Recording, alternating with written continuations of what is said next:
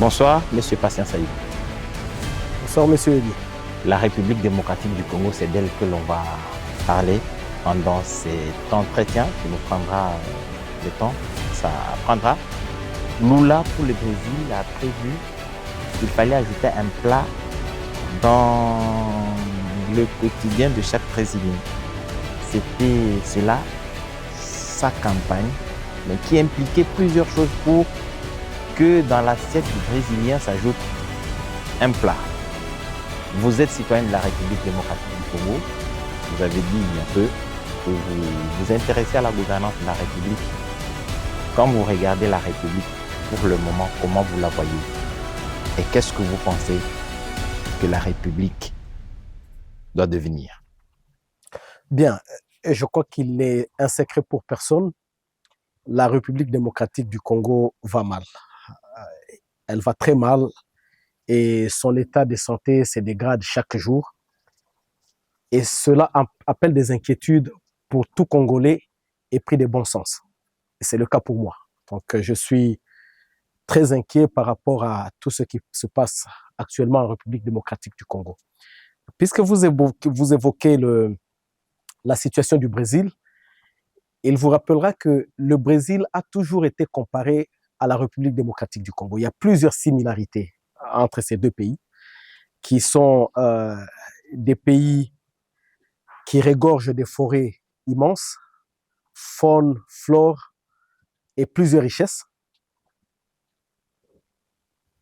Ce serait un crime, je dirais même un péché, de laisser la population congolaise mourir de faim, alors que le bon Dieu a tout donné à la République démocratique du Congo. Un grand espace, des forêts immenses, un sol et un sous-sol riches, une population de près de 100 millions d'âmes, des intelligences diverses et dans tous les domaines. Il n'est donc pas compréhensible que la population congolaise puisse croupir dans la misère. C'est vrai ce que vous dites. Vous êtes aujourd'hui, il vous est demandé aujourd'hui de donner une voie par laquelle la République démocratique du Congo devrait amorcer son développement. Le pays est grand, il y a plusieurs choses à faire. Quel devrait être, de votre point de vue, l'élément déclencheur? Bien, je crois qu'il faut d'abord admettre qu'en République démocratique du Congo, tout est à faire. Tout. Et dans tous les domaines. Maintenant, par quoi il faut commencer? Je pense qu'il faut commencer d'abord par le mental du Congolais. C'est la chose la plus importante. Et lorsqu'on parle du mental, je vois l'éducation. L'éducation qui commence déjà dans la cellule familiale. La famille en tant que cellule de base de toute société. Mieux on va éduquer les Congolais, plus certains nous aurons une République démocratique du Congo de tous nos rêves. Maintenant, sur le plan pratique, par quoi, s'il m'était demandé de donner un conseil, par quoi nous devrions commencer pour que nous puissions connaître un développement rapide en République démocratique du Congo? Je crois qu'il faut lancer des projets d'infrastructure. Les États-Unis ont expérimenté cela avec ce qu'ils ont appelé les New Deal. Imaginez sur 2 345 410 km² que vous puissiez lancer des projets d'infrastructure tous azimuts, pratiquement dans toutes les provinces. Et je pense que nous serons même appelés à importer de la main-d'œuvre.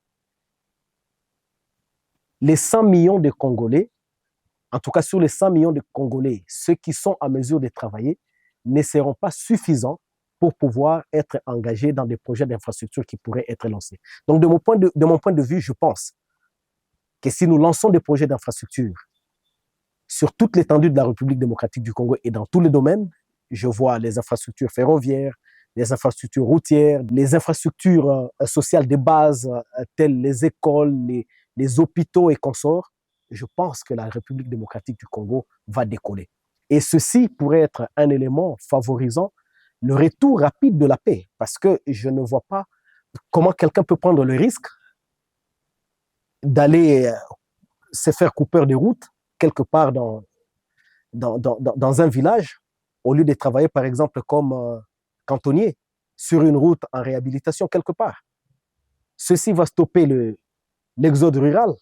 L'exode rural qui s'est fait de manière incontrôlée aujourd'hui en République démocratique du Congo. Et cet exode rural est la source de l'insécurité dans les centres urbains. Donc finalement, les projets d'infrastructure dans tous les domaines peuvent nous amener à un développement intégral et inclusif. Les projets de développement, généralement, tous les projets de développement ou les projets d'infrastructure sont des projets qui nécessitent d'énormes moyens. Beaucoup de capitaux sont nécessaires pour déclencher la construction des grands ouvrages. Comment pensez-vous que serait possible de mobiliser d'aussi importants fonds dans un pays où l'économie n'est pas aussi florissante qu'il le fallait? Oui, mais cher ami, pourquoi l'économie n'est pas florissante?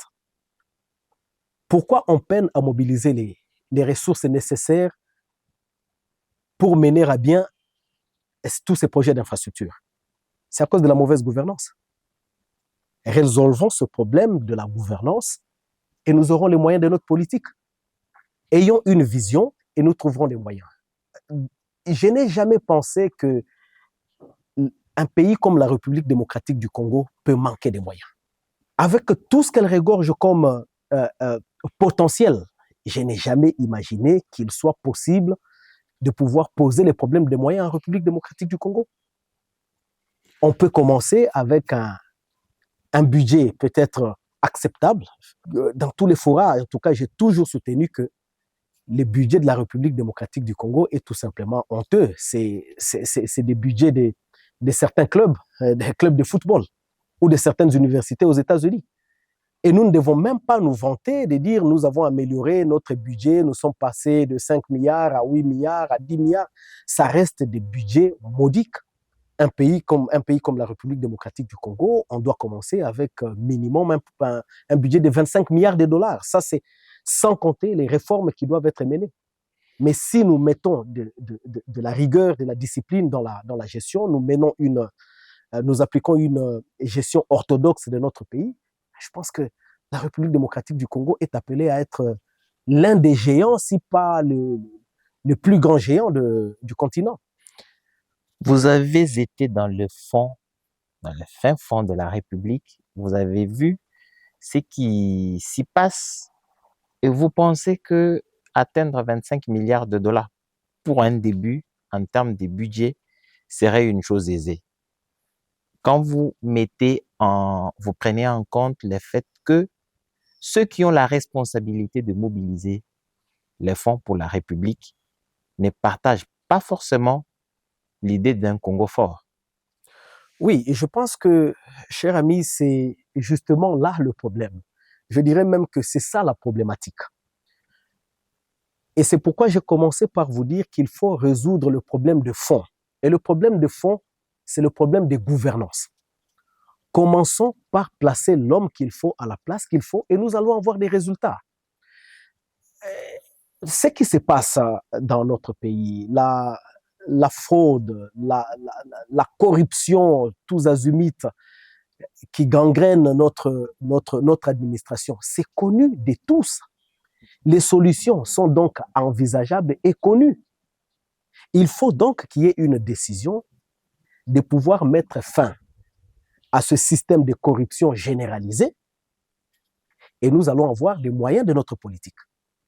Lorsque nous avons déjà les moyens, et on n'est pas obligé d'avoir tous les moyens au même moment, commençons déjà par ce que nous avons, ainsi les investisseurs vont venir.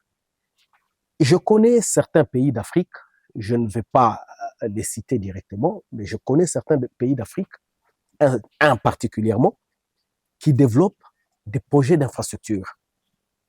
Et ils se sont focalisés notamment sur les infrastructures ferroviaires, parce qu'on sait que les chemins de fer, c'est l'un des moyens les moins coûteux pour transporter la marchandise. Et même les passagers. Mais ils n'ont pas attendu des investisseurs qui viendraient de la Chine, des États-Unis, de la France ou d'ailleurs. Ils ont commencé avec le fonds propre de leur gouvernement. Et ils ont réalisé plusieurs kilomètres. Lorsque d'autres investisseurs étrangers ont réalisé que ce pays pouvait, à lui seul, construire des kilomètres, plus de 400 kilomètres de chemins de fer, mais c'est le monde entier qui est à leur portillon pour essayer de contribuer à ce projet d'infrastructure ferroviaire qui doit aller qui doit s'étendre sur plusieurs pays. Donc voilà, nous devons aussi commencer quelque part, oui, cher ami. La République démocratique du Congo a un sérieux problème où c'est apparent qu'il est difficile de trouver des grandes personnalités ou des hommes capables de mener des grands projets. L'histoire a démontré, en tout cas la plus récente, que tous les grands projets qui ont été confiés aux Congolais ont soit sombré, ou soit ne sont pas arrivés à leur terme, ou s'ils sont arrivés à leur terme, c'est de façon apeupliste. Ce n'est pas avec l'efficacité attendue. Vous pensez qu'un tel homme peut s'inscrire dans la dynamique du développement comme évoqué dans certains pays africains? Cher ami, je pense qu'il est d'abord important que nous puissions avoir comme dirigeants des gens qui ont de la vision. Tout commence par la vision. Les moyens viennent après. Voilà pourquoi quand on n'a pas de vision, on met directement à l'avant le problème des moyens. Vous pensez que les Belges, lorsqu'ils ont développé tout ce qu'il y a comme infrastructure en République démocratique du Congo, en fait, il n'en reste que des vestiges. De 1908 en 1960, les Belges ont construit tout ce que nous pouvons citer comme infrastructure en République démocratique du Congo, à part quelques petites infrastructures qui ont été construites ou développées après l'indépendance. Ils ont construit plus de 3500 km de chemin de fer. Ils ont construit plus de 20 ports. Ils ont construit des aéroports, des aérodromes. Mais, cher ami, de 1960 à nos jours, ça fait pratiquement 63 ans, non seulement que nous avons été incapables de maintenir comme il se devait ce que le Belge nous a laissé, mais plus encore, et c'est là que le bas blesse, nous n'avons pas pu créer autre chose. Nous n'avons pas pu créer autre chose, à quelques exceptions près.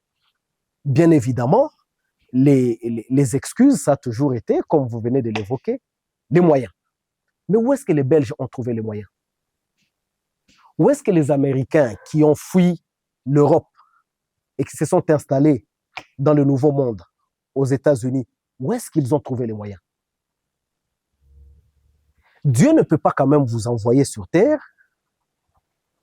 vous placer dans un environnement quelconque et ne pas vous donner suffisamment d'intelligence pour pouvoir développer votre environnement.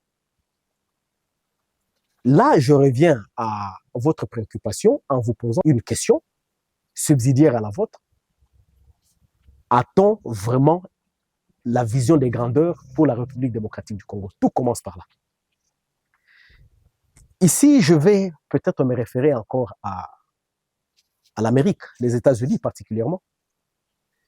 Tout Américain a une vision des grandeurs pour son pays. Tout ce qu'il fait doit être grand. Tout ce qu'il fait doit être excellent. Mais qu'est-ce que nous entendons souvent dans nos rues, même dans des débats, parfois de certains intellectuels? Ça a toujours été comme ça. Ça veut dire ça a toujours été comme ça, nous empêche de pouvoir réfléchir en dehors de la boîte. Nous empêche d'imaginer que nous aussi, nous pouvons, si certains ont réussi dans des conditions particulièrement difficiles, et pourquoi pas nous? Et ça, ce n'est pas une question de théorie, et je pense que c'est vraiment une question de pratique. Les moyens, il y en a en République démocratique du Congo. Mais tout ce que nous avons, c'est des poches trouées. Toutes les fois que l'État congolais perçoit de l'argent, mais automatiquement, ça se disperse quelque part. C'est comme si les moyens étaient dilapidés ou que ça s'évaporait. Oui, voilà. Vous parlez d'une république qui est au centre de beaucoup d'intérêts au niveau international. La République démocratique du Congo dispose d'une plus grande forêt en termes d'environnement et il y a possibilité de rentabiliser la protection de ces forêts, ou de cette forêt si vous voulez bien. Comment pensez-vous, dans un environnement comme celui-ci, où le monde entier est mobilisé pour protéger l'environnement, comptez-vous ou pouvez-vous donner des conseils pour capitaliser ces avantages comparatifs de la République démocratique du Congo? Je vais parler de l'environnement. Nous avons un pétrole à exploiter, mais qui ne peut pas l'être parce qu'il faut protéger l'environnement. Il y a plusieurs infrastructures, vous en avez parlé, qui doivent être construites, mais qui vont certainement se heurter à cette question d'environnement aussi. Vous partez de l'Équateur pour aller en province orientale, il faut une route. Forcément, vous devez détruire une partie de la forêt. Comment vous allez concilier, ou vous proposer que cela soit concilié? Bien. D'abord, Monsieur Eddy, je pense que depuis plusieurs années, la République démocratique du Congo a fait le choix d'être le bon élève de la protection de l'environnement. C'est un choix. En fait, quand Dieu vous gratifie de certaines richesses, vous devez savoir mettre ça au bénéfice de l'humanité. Et c'est le cas, je pense, pour la forêt équatoriale à laquelle vous faites allusion lorsque vous parlez de cette protection de l'environnement. Mais dites-vous, cher ami, que la protection de l'environnement n'est pas contraire au développement du pays, au développement des infrastructures.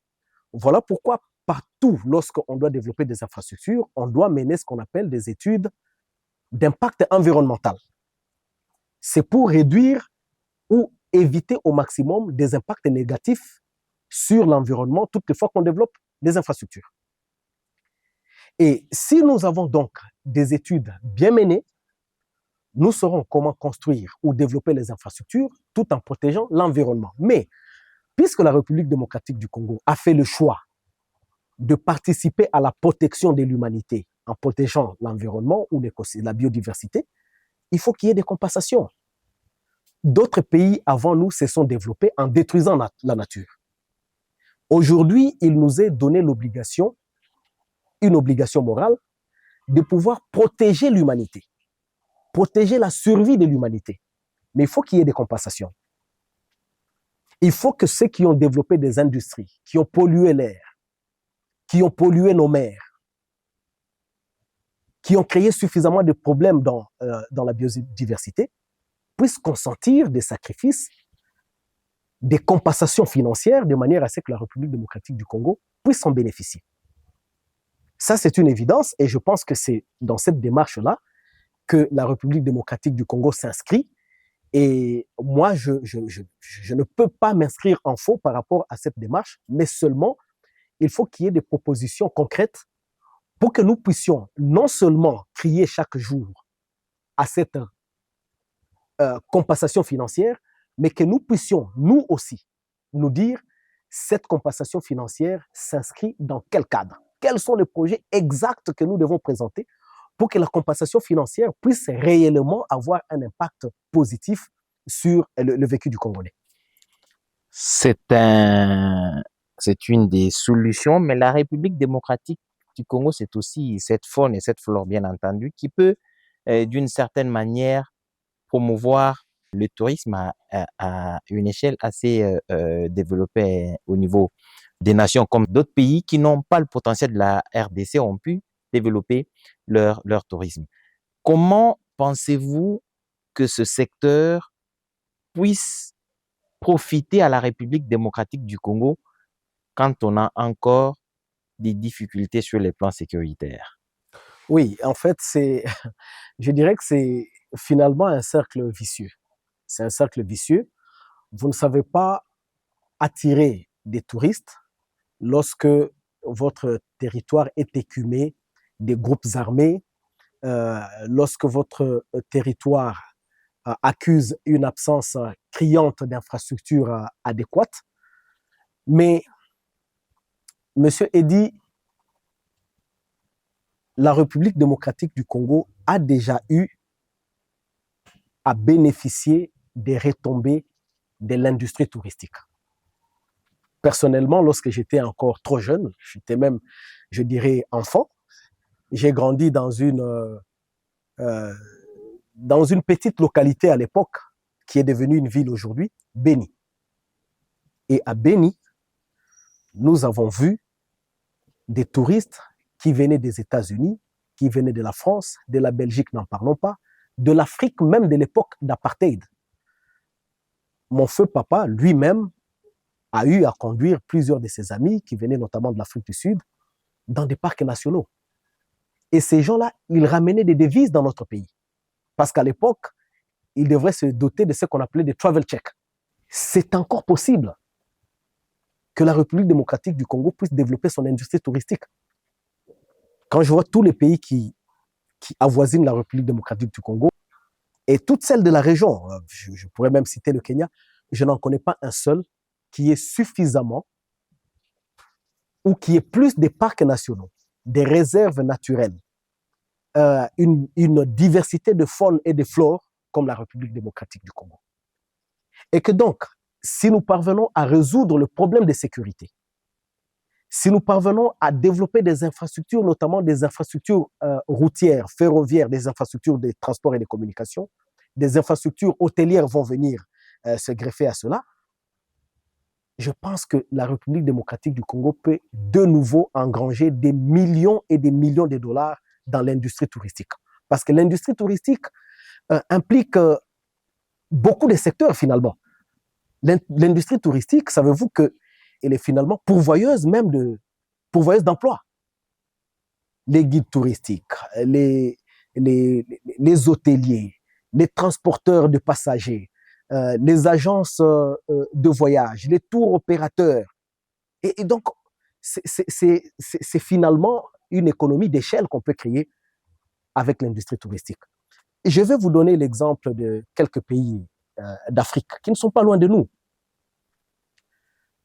Quelles sont les ressources minières dont disposerait le Kenya? À l'heure actuelle, je n'en connais pas. En tout cas, à ma connaissance, je n'en connais pas beaucoup. Peut-être qu'ils en ont, mais peut-être pas beaucoup. Mais leur industrie touristique marche en plein régime. Et c'est pour eux une source de recettes incroyable. Ils ont en fait aussi une économie de services. Ils vendent les services parce qu'en fait, quand vous avez une industrie touristique qui marche bien, c'est beaucoup de services que vous vendez. Et vous avez le port de Mombasa. Ils viennent de construire et développer le port de Lamu, et qui va desservir le nord du Kenya, le Soudan ainsi que l'Éthiopie. C'est ça la vision qu'ils ont. Et puis vous avez des industries manufacturières. La République démocratique du Congo, même à ce jour, se ravitaille en termes de tomates, de jus, de lait, de fer à béton, des clous, des tôles, à partir notamment du Kenya. Ce n'est pas loin de la République démocratique du Congo. Donc, bref, le tourisme, je pense que si nous le développons très sérieusement et de manière très professionnelle, ça peut même nous faire oublier, vous parlez du pétrole, ça peut même nous faire oublier des ressources comme le pétrole. On n'est pas forcément obligé de créer des trous partout dans notre pays. Nous pouvons protéger le sol et le sous-sol de notre pays et développer l'intellect. Nous avons déjà tous ces parcs nationaux, toutes ces réserves naturelles, des cours d'eau incroyables, des paysages à couper le souffle.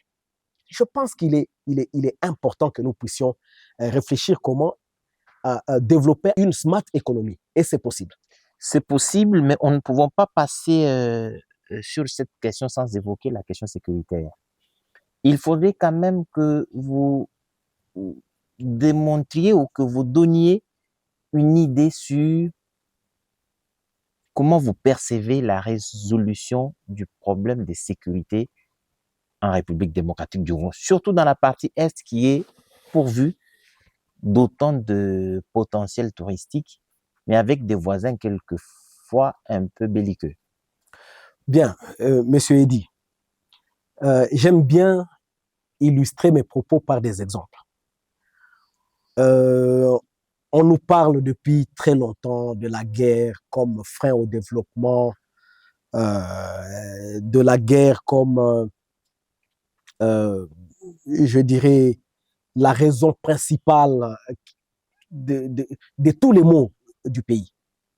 J'en conviens, ça c'est une évidence. Mais Comment éviter la guerre? Et je pense qu'au lieu de résoudre les problèmes, il faut les prévenir.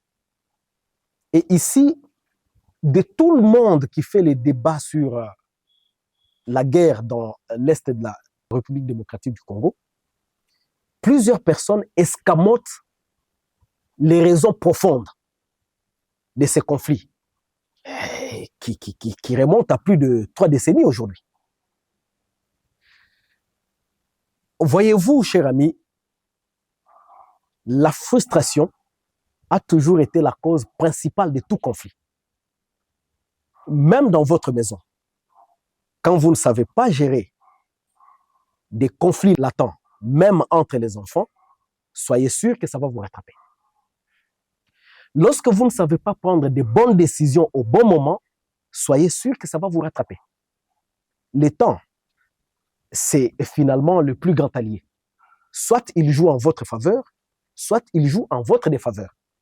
Donc, toutes les fois qu'il faille prendre des décisions lorsqu'on est dirigeant, il faut toujours savoir que la décision que vous allez prendre va avoir des répercussions soit positives, soit négatives sur votre population et parfois sur vous-même. Alors, comment est-ce que nous pouvons résoudre le problème sécuritaire au niveau de l'Est? Mais il n'y a pas que l'Est. Il n'y a pas que l'Est. Ne nous trompons pas. À Kinshasa, les gens peuvent aller prendre leur verre à Bandal. J'ai vu même le président Macron qui s'est fait le plaisir d'aller à Bandal. C'est une bonne chose. Il faut faire très attention avec un peuple qui a faim. Et donc, le meilleur moyen de prévenir ce genre de conflit, c'est la justice. Nous devons avoir une justice distributive.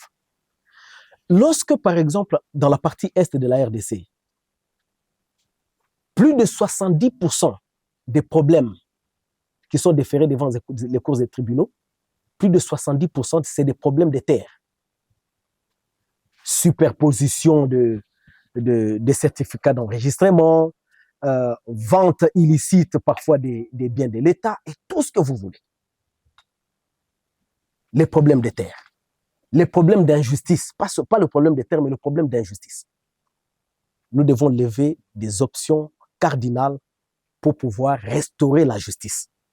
Et j'ai aimé le concept d'état des droits. Tout le monde en a toujours parlé. Depuis que nous sommes enfants, même quand nous sommes passés à l'école secondaire, à l'université, on nous parlait toujours de l'état des droits. L'état des droits qui est un état dans lequel tout le monde est soumis à la loi. Mais ça n'a jamais été le cas. Nous le savons. Il y a des gens qui sont au-dessus de la loi en République démocratique du Congo. Cela crée des frustrations. Lorsque les règles du jeu dans la société ne sont pas respectées, ça crée des frustrations et cela engendre des conflits. Et lorsque les conflits perdurent, ça crée des guerres. Alors, revenons aux fondamentaux. Bâtissons un état de droit.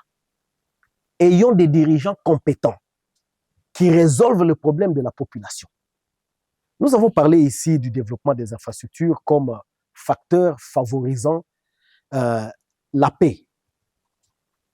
Mais avec raison, cher ami, quelqu'un est obligé de fuir de Bunagana pour aller s'installer à Kanyaruchinya, qui n'est pas son milieu naturel. Et là, il développe des habitudes, il y reste peut-être 2 ans, 3 ans, 5 ans. Il a commencé à cultiver dans les champs de quelqu'un d'autre, sans droit. Et après 5 ans, il commence à dire au propriétaire de ce petit lopin de terre que, non, écoutez, moi aussi, je dois vivre. Ça, c'est mon gagne-pain. Je ne peux pas quitter ici. Source de conflit. Mais si à Ikela, à Kalambambouji, à Kasenga, à Dodo, à Kwandruma, je voudrais citer le nom quand même de la ville qui m'a vu naître, enfin la localité qui m'a vu naître, Moussienene. si tout le monde a le minimum, qui va envier aller dans les grands centres urbains? Personne. Je liste encore par un exemple. Personnellement, j'ai grandi au village, je dirais, parce que Beni, c'était une petite bourgade. Mais à l'époque, à Beni, il y avait tout. Peut-être à part l'énergie, mais il y avait tout. Je peux me souvenir, dans ma tendre enfance, nous avons appris à jouer au tennis pendant que plusieurs personnes qui venaient parfois de Bukavu, qui était une grande ville déjà à l'époque, ne savaient pas jouer au tennis, ne savaient pas rouler à vélo. Et nous, on le savait. Vous voyez? Donc, chacun, dans le milieu où il se trouve, doit se sentir à l'aise parce que l'État les sécurise. Nous parlons des investissements, l'attrait des investisseurs. Mais quel est cet investisseur sérieux qui peut aller poser ses valises dans un pays où on ne respecte pas les lois, où les lois s'appliquent à la tête du client? Quel est cet investisseur sérieux? Voilà pourquoi, en République démocratique du Congo, depuis maintenant plusieurs décennies, les seuls investisseurs qui sont présents, ce sont ceux-là qui sont dans l'industrie d'extraction. Ils extraient les minéraux, ils peuvent extraire le pétrole, ils partent vendre et ils ont directement le bénéfice. Mais combien d'investisseurs viennent dans le cadre, par exemple, dans le secteur de l'agriculture, dans le secteur de l'élevage? D'autres qui viennent, c'est dans le secteur de la télécommunication. Ils ont ciblé une population smart. Aujourd'hui, tout le monde est porté vers les nouvelles technologies de l'information et de la communication. Et donc, on sait qu'en s'installant en République démocratique du Congo, la majeure partie de la population, elle est jeune, et donc portée vers les nouvelles technologies de l'information et de la communication. Mais on va acheter nos téléphones, les gens vont s'abonner et tout ça. Donc, le risque est zéro. Le risque est pratiquement zéro. Donc, pour revenir à votre question, Monsieur Eddy, comment résoudre les problèmes? Nous devons donc rentrer aux fondamentaux. Bâtissons un état de droit.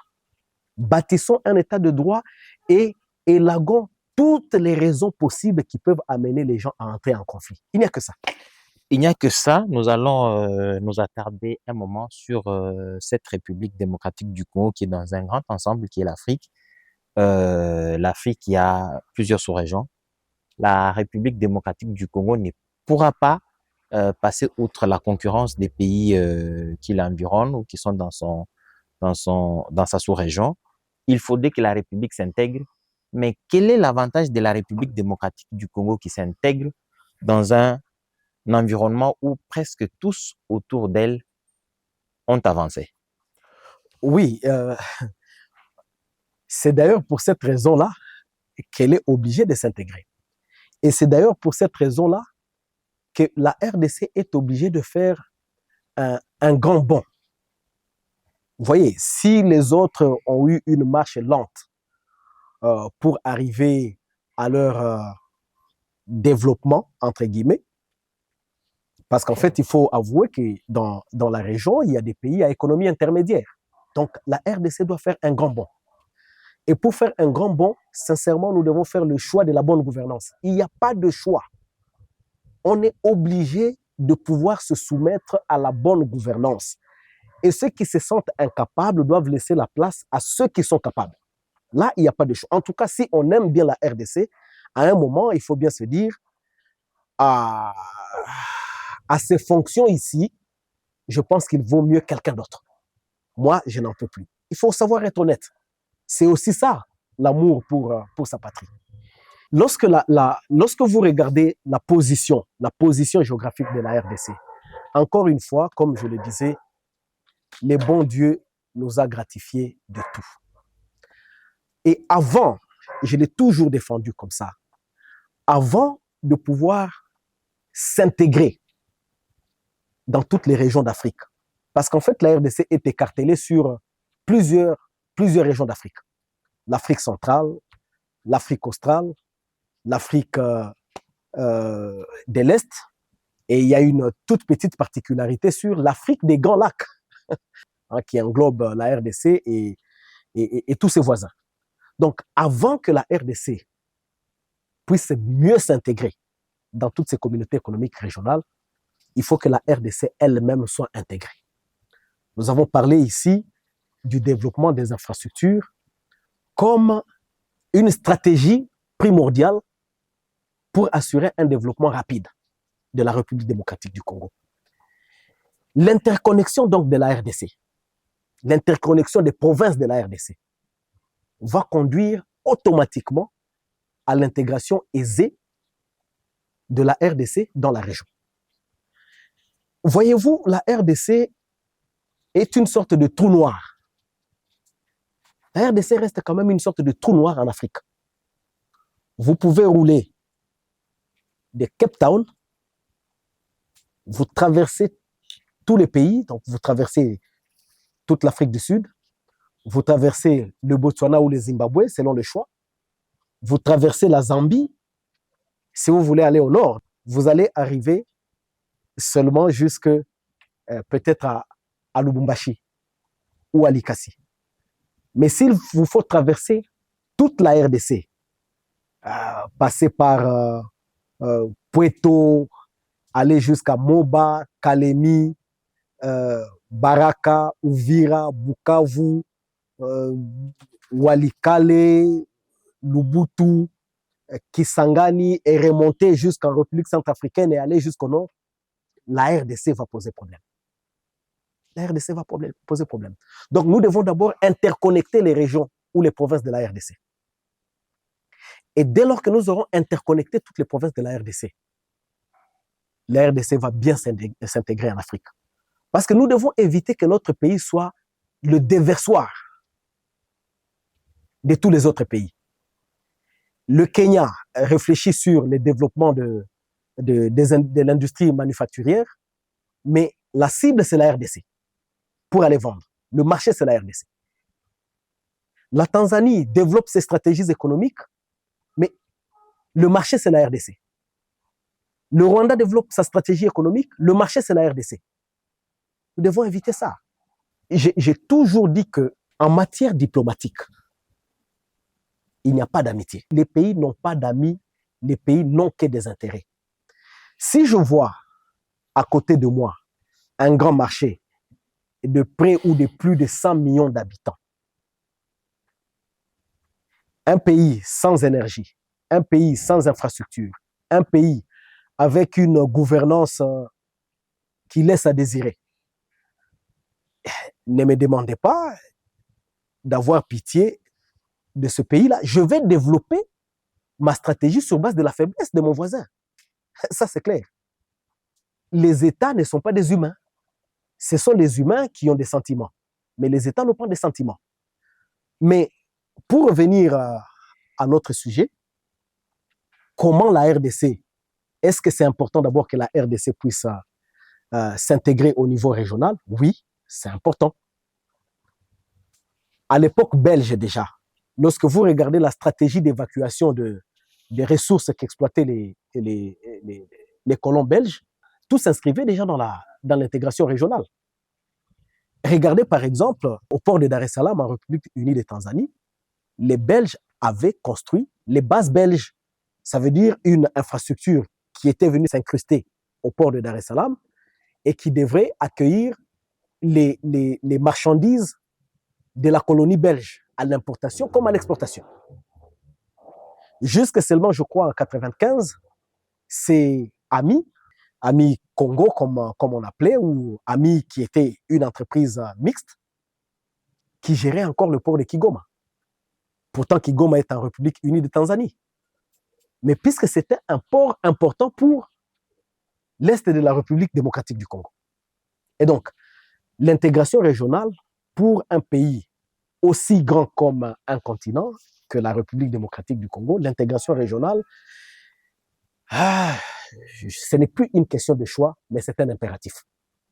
Mais il ne faut pas adhérer dans des communautés économiques et régionales dans une position de faiblesse. Nous devons être une forte économie, une économie compétitive, de manière à pouvoir amortir le choc que pourraient nous imposer les autres partenaires, parce qu'ici, nous sommes en plein dans ce qu'on appelle la théorie des alliés rivaux. Vous êtes des alliés, mais vous êtes des rivaux. Voilà pourquoi on parle de compétitivité. Donc, il nous faut développer sincèrement la résilience. Et pour développer la résilience, il faut la bonne gouvernance. C'est le socle de tout. Il faut la bonne gouvernance. La RDC, quelles sont les chances de la République démocratique du Congo? Parce que nous ne sommes pas encore compétitifs. Le pays ne dispose pas encore des arguments pouvant rivaliser avec les voisins, que ce soit au niveau africain ou au niveau sous-régional. Qu'est-ce qu'il faut faire à l'interne le plus rapidement possible? Ce sera peut-être la dernière réponse. Qu'est-ce qu'il faudra que la République fasse très rapidement pour essayer de compenser ce déséquilibre? D'abord, nous devons faire le choix de la bonne gouvernance. Qu'est-ce que le pays doit faire? La question, elle est difficile dans la mesure où est-ce que vous posez la question de savoir ce que les dirigeants doivent faire ou ce que la population doit faire? Et les deux, les dirigeants ont une part de responsabilité, mais aussi la population. Mais la population dans une grande mesure, parce que l'intégration concerne très, très souvent les populations et les transferts des marchandises entre les États. C'est plus les populations qui profitent des intégrations, mais bien entendu, sous le leadership des dirigeants. Alors, les dirigeants, ce qu'ils doivent faire, c'est très vite développer des infrastructures, des transports et des communications, et toute autre infrastructure. Les dirigeants doivent mettre des politiques au standard international. Ici, par exemple, je fais allusion aux normes dans le commerce, dans le cadre du commerce. Il faut que nous puissions nous fixer des standards, donc adopter les standards internationaux et pouvoir éduquer nos hommes d'affaires, les informer, les former, pour qu'ils puissent se préparer à l'agressivité d'autres hommes d'affaires de la région. Ça, c'est une évidence, parce qu'en fait, le monde est devenu un très grand village. La liberté de commerce est un principe reconnu dans le monde entier. Aujourd'hui, ça devient difficile de pouvoir faire du protectionnisme. Ce sera difficile de faire du protectionnisme. Donc, le monde étant devenu un grand village, il faut donc que les dirigeants de la RDC puissent non seulement faire des réformes importantes de manière à standardiser notre administration, chasser la corruption, éradiquer alors la corruption sous toutes ses formes. Et après, créer une classe d'hommes d'affaires responsables et aux prises avec les enjeux du commerce international et de l'intégration régionale. S'il y a une toute dernière chose que vous devriez dire que vous n'avez pas dite, ce serait quoi? Bien, je voudrais d'abord vous remercier pour cet entretien et je profite pour dire à tous les compatriotes congolaises et congolais de partout que vous me suivez, ne pensez pas que le développement de la République démocratique du Congo est tout simplement l'histoire des dirigeants. Vous aussi, vous pouvez être dirigeant demain. C'est une question qui doit nous tenir tous à cœur et chacun doit s'impliquer à quelque niveau qu'il soit pour apporter quelque chose à la refondation de la République démocratique du Congo. Pour ma part, j'ai pris l'engagement de m'investir dans toutes les démarches et toutes les dynamiques qui peuvent conduire la République démocratique du Congo à son essor et à tous les niveaux. Donc, je conclus par dire, la refondation de la RDC, c'est encore possible. Merci.